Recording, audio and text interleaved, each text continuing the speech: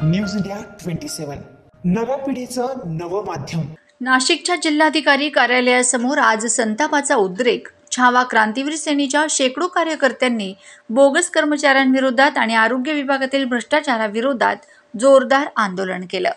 आमच्या मागण्या हक्काच्या आरोग्य पर्यवेक्षक बाळासाहेब गोविंद ठाकरे यांचं निलंबन, आरोग्य पर्यवेक्षक डॉक्टर सुधाकर मोरे यांना सक्तीच्या रजेवर।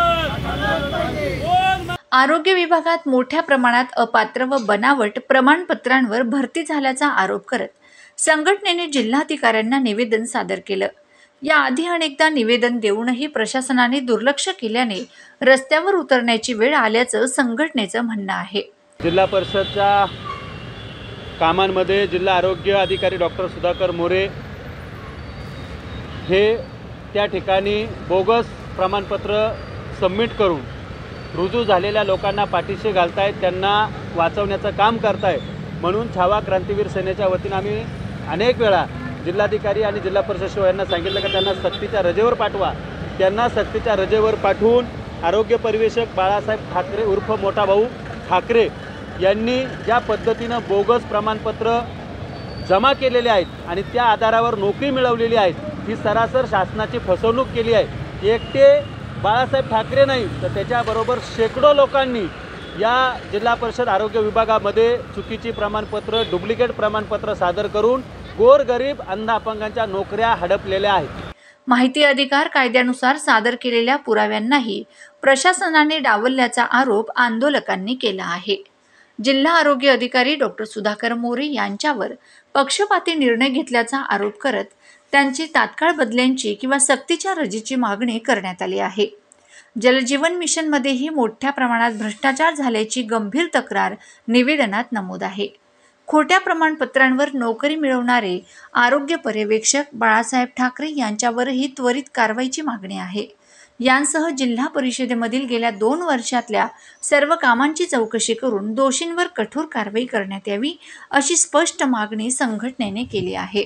म्हणून आमची मागणी आहे की डॉक्टर सुधाकर मोरे हे आणि बाळासाहेब ठाकरे हे मिलीभगत करून या सगळ्या घोटाळ्याला आणि भ्रष्टाचाराला दाबण्याचा प्रयत्न करताय, पण त्याला मदत सुद्धा जिल्हा परिषदेच्या सीओ अमिषा मित्तल आणि नाशिक जिल्हाधिकारी जलज शर्मा हे दोघंही त्यांना सपोर्ट करत असल्यामुळे या भ्रष्टाचाराला वाचा फुटत नाही, दोषींवर कारवाई होत नाही। मागण्या पूर्ण न झाल्यास पुढील 15 दिवसात तीव्र जन आंदोलन छेडण्याचा इशारा देण्यात आला असून त्याची जबाबदारी संपूर्णपणे प्रशासनाची असेल असा स्पष्ट इशारा छावा क्रांतीवीर सेनेने दिला आहे।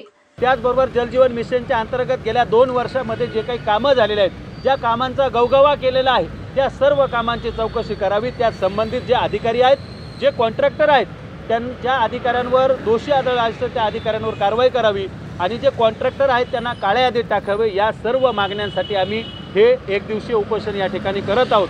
आज शांततेच्या मार्गाने आम्ही उपोषण करत आहोत। अनेक वेळा निवेदनं देऊन झालेली आहेत। येत्या 15 दिवसामध्ये या उपोषणाची दखल घेऊन प्रशासनाने जर या सर्व बोगस अधिकाऱ्यांवर कारवाई केली नाही तर छावा क्रांतीवीर सेनेच्या वतीनं रस्त्यावर उतरून आक्रमक आंदोलन केलं जाईल। प्रसंगी जिल्हाधिकाऱ्यांच्या दालनात सुद्धा आम्ही आंदोलन करू आणि न्याय घेऊ, एवढंच या ठिकाणी मी सांगतो। आता पाहावं लागेल की जिल्हा प्रशासन तात्काळ निर्णय घेतं की पुन्हा एकदा दुर्लक्ष करतं। जनतेच्या रोषाचा स्फोट होण्याआधी प्रशासनाला जाग येणार का? न्यूज इंडिया मराठी, नव्या पिढीचे नवे माध्यम।